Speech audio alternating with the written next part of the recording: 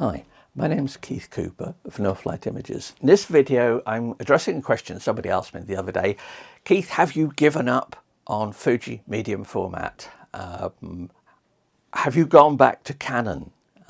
Is that an R5 you're testing? Why have you gone back to an R5? Now, perfectly reasonable questions, because I see stuff all the time about people saying, oh, this system I'm moving to, or that system, or why you should stick with this, or why you shouldn't mix and match.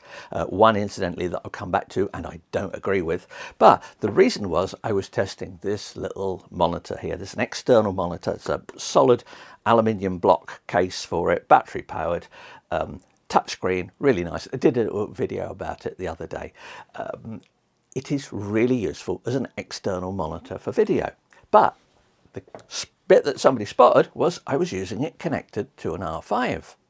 Did this mean I wasn't using the Fuji? Because I could connect it perfectly well to the HDMI on this. It's no problem either way. So what was it? Particularly, and I think this person must have seen one of my very early videos, and this was September 2020, I believe, where Canon lent me an R5 and some lenses for a week or two to do some testing. And I did a video, and I put a link to it, but there's a written review as well, which goes into much more detail of how I found the R5. And that was useful when I finally did get one. But in looking at that, there was perhaps a few hundred subscribers to the channel at the time.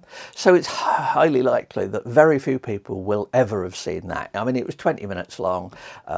Yeah, it's one of my very early videos. But I watched it again and the content is there. Maybe my presentation has got a little bit better since. Well, I hope so anyway.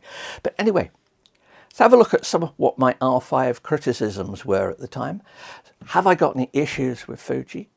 And then, as I say, mix it. I had a few issues with it compared with the Canon 5DS I'd been using for about 5 years at the time. Now, for the work I do, and it's always important to remember this, that when somebody says, oh, a particular camera is vastly better than another, what are they using it for? I'm an architectural industrial photographer, so autofocus performance is pretty much meaningless for me as long as it works on occasions that I need it. I'm not bothered by it. I don't do people photography, so face tracking and things like that. All of those fancy features. 8K video. Well, yeah, 8K. I'm not going to start making 8K video anytime soon, and they're not going to be very long ones if I remember some of the criticisms of this at the time. But, that's not what I do. The particular one here, I had a few issues with viewfinder settings and stuff like that. As I said in the video, I don't think you can do a proper review of a camera if you've only got it for a week or two. I'm always keen to emphasize that. If I get lent a bit of kit for a week or two, there is no way I can give an in-depth description of it. Yes, I can tell you what the buttons do and stuff like that, but I really can't go into stuff like, the details of what it's like to use. You only get that familiarity over time. So my initial impressions of the Fuji, how I use it now, has changed a bit since my initial impressions. Not that much, but I've still a few minor gripes with it, but not much to go with that. But this R5, it works. Now, the price of these has come down because the R5 Mark II has come in. The R5 Mark II does, I've got one of these. Would I swap it for an R5 Mark II? Well, only if you did it. It doesn't actually do anything extra for me. There's nothing significant. There's no change in the sensor, for example. Yeah, there are other changes, but yeah, they're relatively minuscule. As far as I'm concerned, this is now my secondary camera. Now, I've long worked with a primary camera, a secondary camera. Usually, so when I was working with the 5DS, my backup camera was my old 1DS Mark III.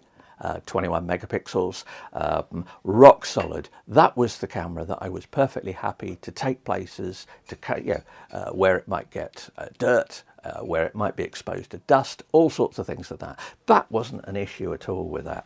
But with this one here, the 5DS is now my backup camera. It's 50 megapixels, this is 45. Differences really don't make that much difference in that. But for this particular one, I got it used. Now, I got it from Park Camera here in the UK, company I've known for years. I quite like dealing with proper camera dealers. for things like this.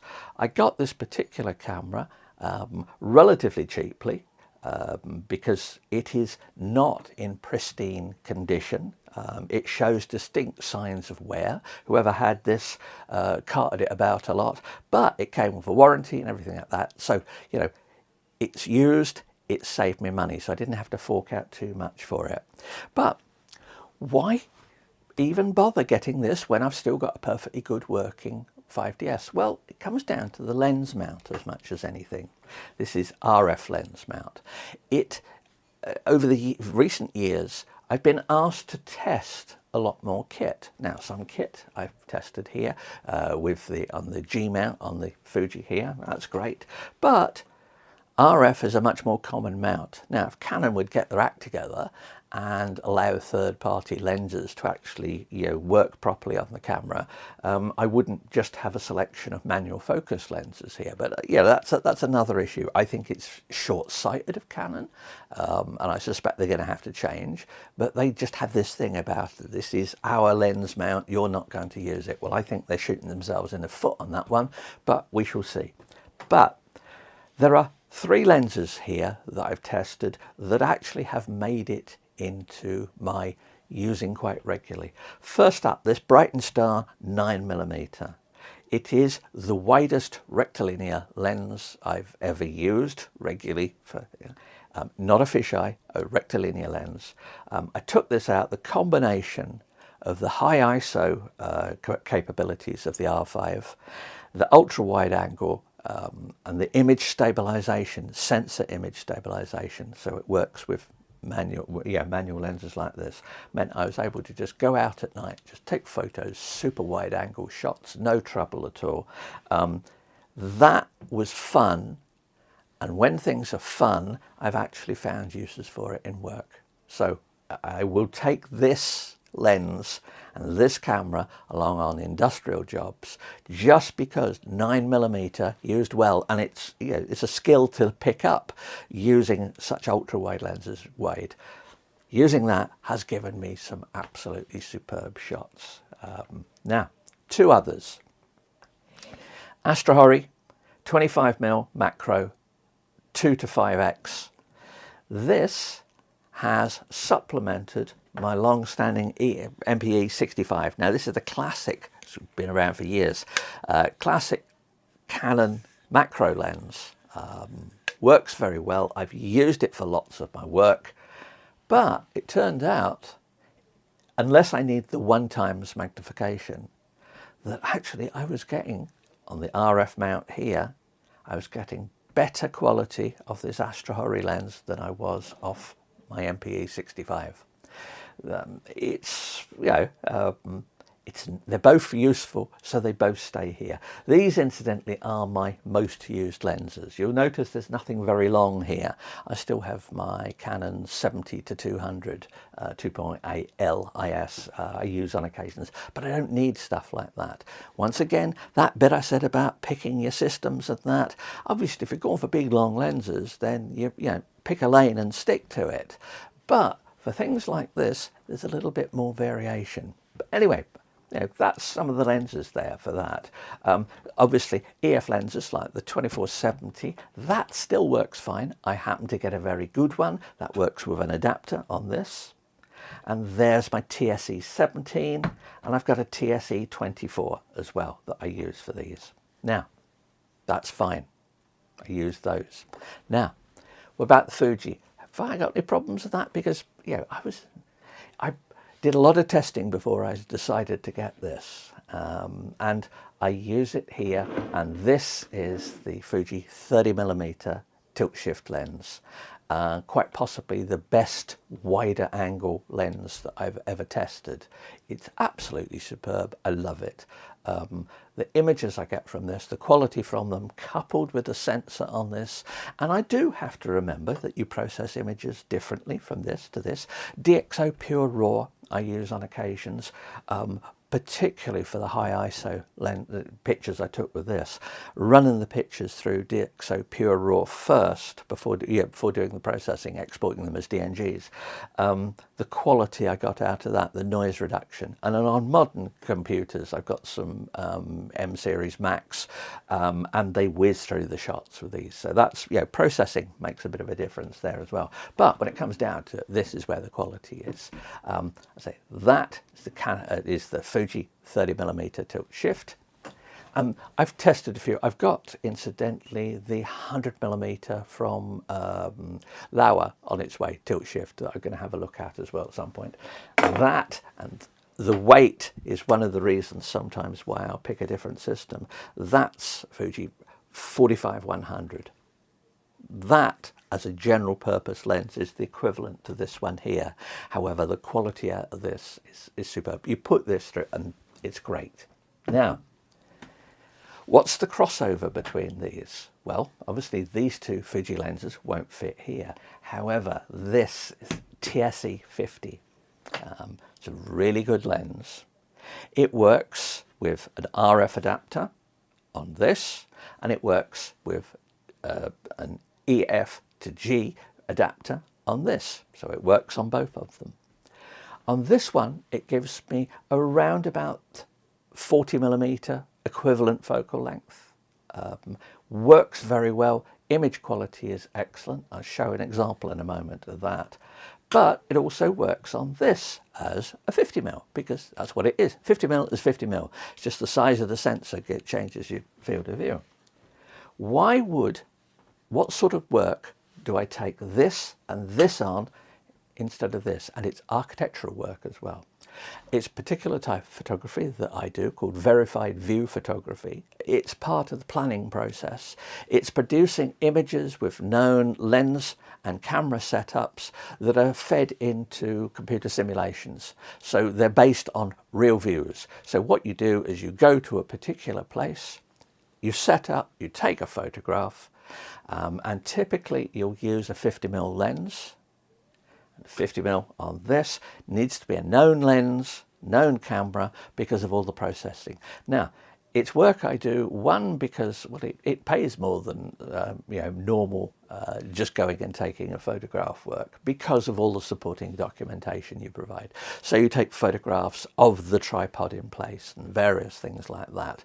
You do some paperwork. You measure the exact position where the camera was, if need be, putting survey marks on the ground and stuff like that. Anyway, it's relatively technical, and this together work a treat.